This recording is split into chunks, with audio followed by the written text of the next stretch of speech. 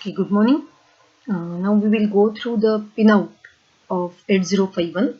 Conventionally, it is Atmel 89C51 or 8051 or 52 or even 8031. So for all of these versions, we have same configuration as far as pinout is considered. So this is general view. You can see here there are total 40 pins. So 32 pins are set aside for 4 ports, that is P0, P1, P2 and P3, and each port takes 8 pins. You can see the ports: pin number 1 to 8, port 1, pin number 10 to 18, so port 3, then pin number 32 to 39, port 0, and pin number 21 to 28, so that is 29, that is port 2. So these are the 4 ports which are major say parts, or these are the ports which are doing n number of activities with the help of microcontroller, or rather to help the microcontroller to perform a number of functions. One by one we will go through the functionality provided by various pins. So as far as first part, that is pins 1 to 8 are considered, then port 1 uses the pins 1 to 8. Each pin is bidirectional input output with internal pull-up registers. You can see directly in the pinout diagram that is, this is a simple port which is used for many applications. In 8051, as far as considered, then there is no external memory connection. Both P1 and P2 are used as simple IOs. However, in case wherever in case of 8031 or some of the systems where port 2 may be used along with port 0 to provide 16-bit address for external memory, but in general port 1 is not meant for that. So this is the general strategy as far as port 1 is considered. Then pin number 9, it is a reset input pin which is used to reset 8051 microcontrollers. Conventionally it is active high pin, that is, if we apply high pulse to this pin, the microcontroller will reset and terminate all the activities.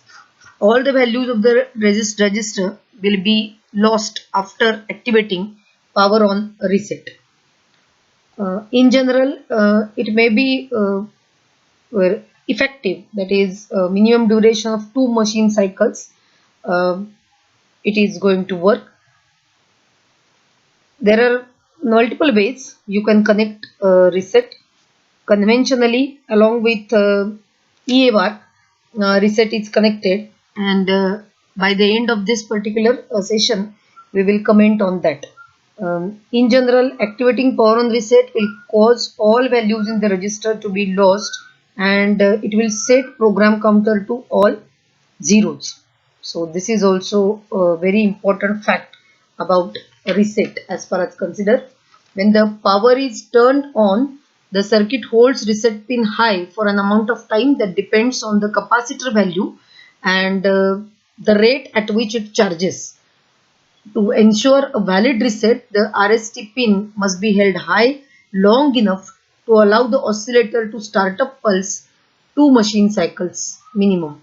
So in general, 8.2k ohm resistor and 10 microfarad capacitor is a combination which will take care of this requirement, and some other preferable configurations or combinations of resistor and capacitor are also recommended. Pin number 10 to 17, you can see that is corresponding to port 3. So this uses pins 10 to 17. Each pin is bidirectional, again input output with internal pull-up registers. This is also a important feature. So it is, though it is configured as an input port upon reset, this is not the way it is most commonly used, no doubt, but you can use it as output. Port 3 is additional function of providing some extremely important signals such as interrupts. So those are actually multiplexed with port 3. here you can see. So port 3, 3.0 is RxD serial input. 3.1, that is pin number 11, is TXD serial output. Port P 3.2, that is pin number 12, that is external interrupt 0. 3.3, pin number 13, it is external interrupt 1, that is INT 0 and INT 1. Then port 3, pin number 14, 3.4, that is T0 timer 0. P3.5, that is 15 pin T1 timer 1. P3.6, that is write, external memory write, and 3.7, that is pin number 17, this is external memory read. So you can see here the system based on 8051, 3.6 and 3.7, these are used IOs, while rest of the pins are normally used in alternate function role. So mainly 3.6 and 3.7, that is read and write, these are useful pins from IO related operations as far as considered. Then pin number 18 and 19, they are used for interfacing an external crystal oscillator to get system clock. We should use the ceramic capacitor with external crystal oscillator. We will have this pin number 18 and 19 as far as connections are considered. Then XTAL1 and XTAL2, an on-chip oscillator, but requires an external clock to run it, no doubt. So most often a quartz crystal oscillator is connected to inputs pin number 19 and 18, that is 19 is XTAL1 and 18 is XTAL2. The quartz crystal oscillator connected to XTAL1 and XTAL2 also needs two capacitors, so those are 30 picofarad value. One side of each capacitor is connected to ground. Here various speeds of 8051 family are available. So speed refers to the maximum oscillator frequency connected to XTAL. In general, for 12 MHz chip, it must be connected to crystal with 12 MHz frequency or less. Same fashion, if it is a 20 MHz, then it should be not more than 20 MHz as far as crystal frequency is considered. So 8051 is connected to crystal oscillator and is powered up. The frequency on XTAL2 pin is giving the intended frequency. Here the role of 30 picofarad capacitor plays a very important role. Rather, we will comment on that in few minutes. Pin number 20 is a ground. It's a general ground pin of 8051 microcontroller. Pin number 21 to 28. This is used for port 2. Each pin is bidirectional input output with again internal pull-up resistor. Besides the input output, when external memory is interfaced, port 2 pins act as higher order address bytes. So this is also a useful feature as far as port 2 is considered. Pin number 29, this is corresponding to PSEN. So this is output pin. PSEN bar stands for program store enable.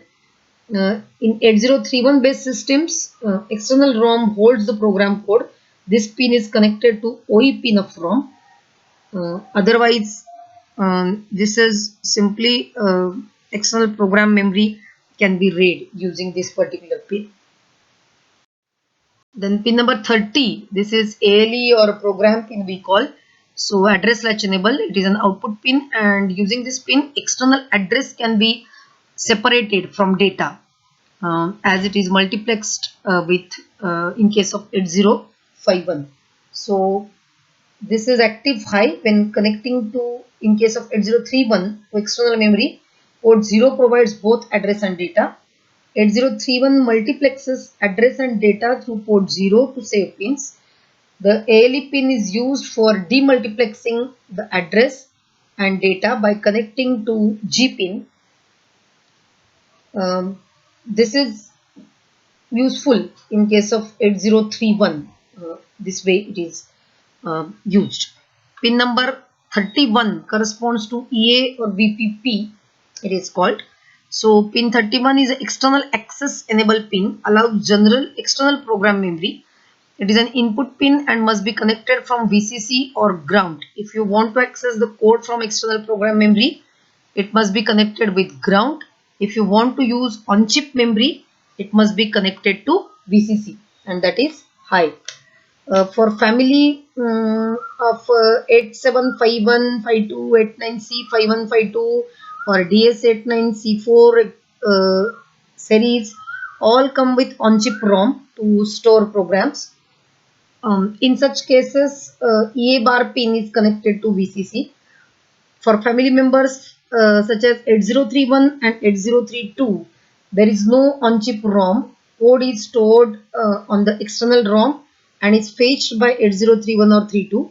So therefore, for 8031, the EA bar pin must be connected to ground to indicate that the code is stored externally.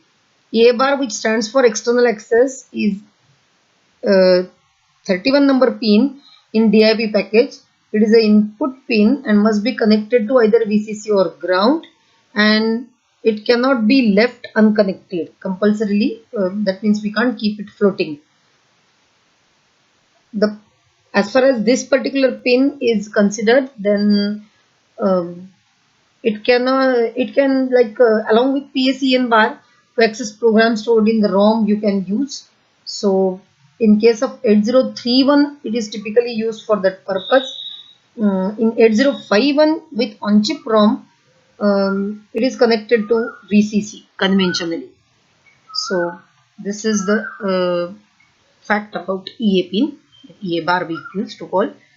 Now pin number 32 to 39, that is port 0. Each pin is bidirectional input output but without internal pull-up registers. So we need to use an external pull-up before using port 0 as input or output. This is designated as AD0 to AD7 as far as pin name, port names are considered, allowing it to be used for both address and data.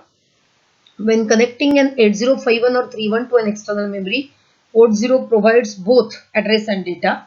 It multiplexes address and data through port 0 to save pins. ALE indicates if P0 has address or data. When ALE is 0, it provides as data, that is D0 to D7. It acts as D0 to D7. And when ALE is 1, it acts as A0 to A7, that is address pins. ALE is used for demultiplexing address and data along with 74LS373 latch. Then 8051 based systems where there is no external memory connection, the pins of P0 must be connected externally to 10 kilo ohm pull-up resistor. This is due to the fact that P0 is open drain, whereas P1, P2 and P3 are not having that open drain feature. So this open drain is very similar to open collector in case of TTL. So normally we have to connect P0 to pull-up registers. Then pin number 40 is connected to VCC. So power supply pin of 8051 and it is 5 volt. Now here you can see the port 0 connections as far as pull-up registers are considered. In general, as we mentioned already, that in case of MOS, this open drain conditions are faced by 80 port 0, and we have to define these pins when power on reset occurs, that whether it is to be in pull-up state, that is to be connected to VCC, or connected to ground, that is pull down state. In most of the microcontrollers or even various other integrated circuits also, this particular feature is observed for some of the pins. When we keep these pins unintended, that is as an open drain, then that may create problem directly prone to some changes which are going to occur on the board, not only in terms of noise interference but also in terms of temperature changes. So conventionally these pull-ups are playing the role. The general range of, as far as pull-up registers are considered, it is from 1.5K to 100K.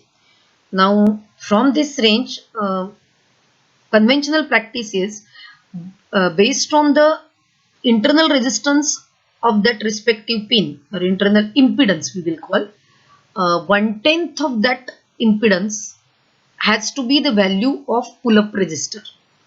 So remember, 1/10 of internal impedance is a pull-up impedance or pull-up resistance value. So in general, in 8051 series, this Atmega or most of the 89C or these versions, this internal impedance on pin for port 0 is about 100K. So 1/10 of it comes out to be 10K. No doubt, based on DC specifications of the respective IC, or the, say here in case of microcontroller, say we can call 8051, this value may vary. What we want is the what amount of current it is supposed to carry. That is going to get or that is going to define value of that resistor, pull-up resistor. If it is too low, then it may will become a high current, and therefore it is termed as a high pull-up, heavy pull-up. And if it is too high, then it will take very low current, and that will not able to produce the significant amount of voltage, and it will be treated as weak pull-up.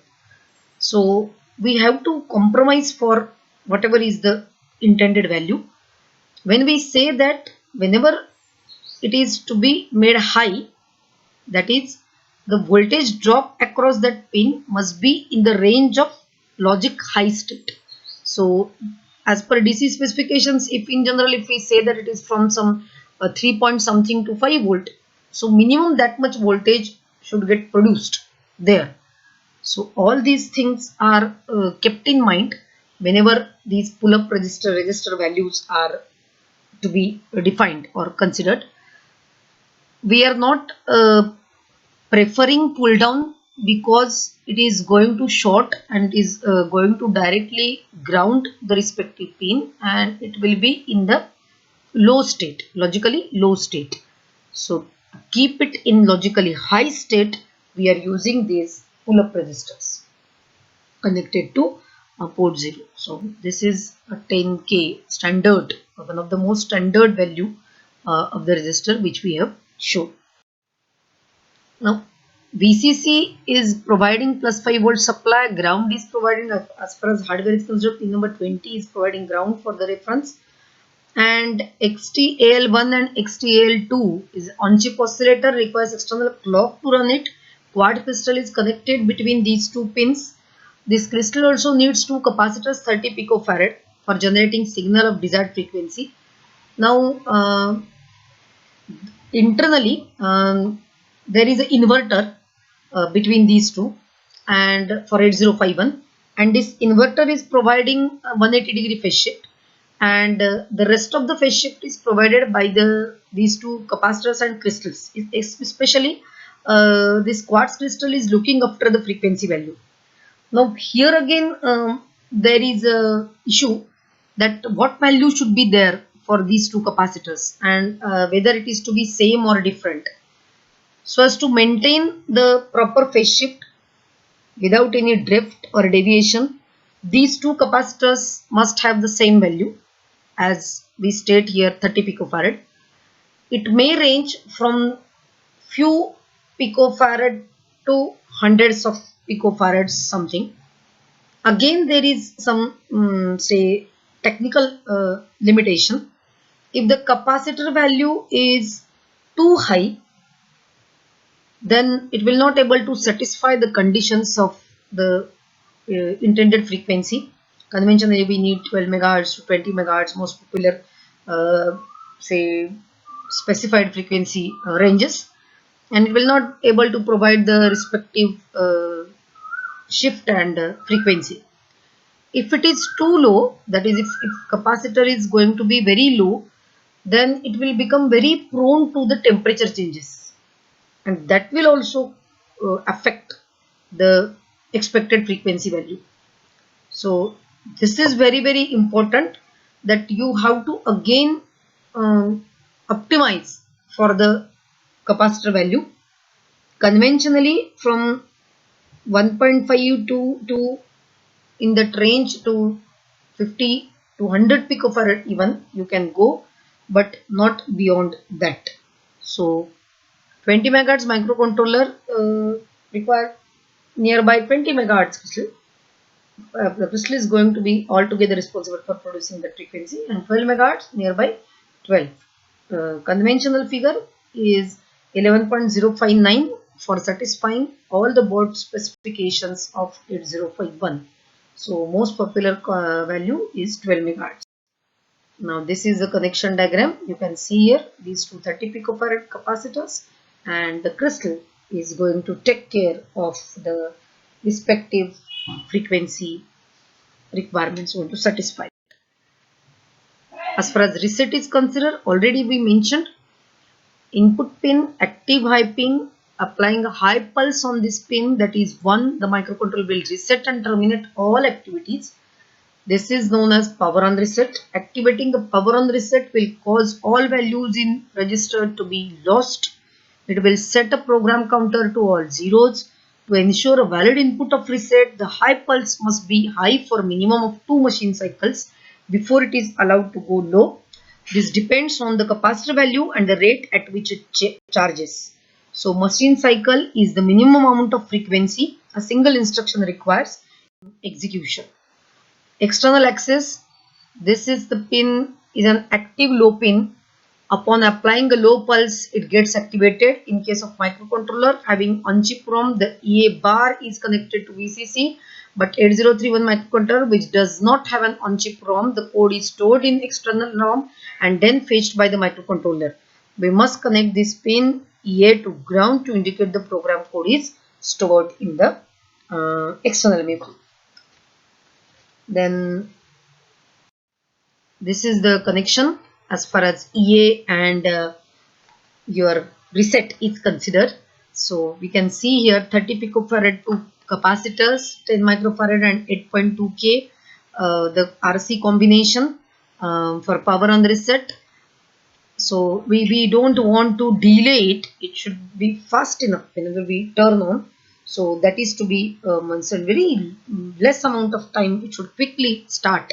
So this particular timeout is adjusted with this 10 microfarad and 8.2K, and you can see the general connectivity with the 11.0592 megahertz crystal connected between this X1 and X2.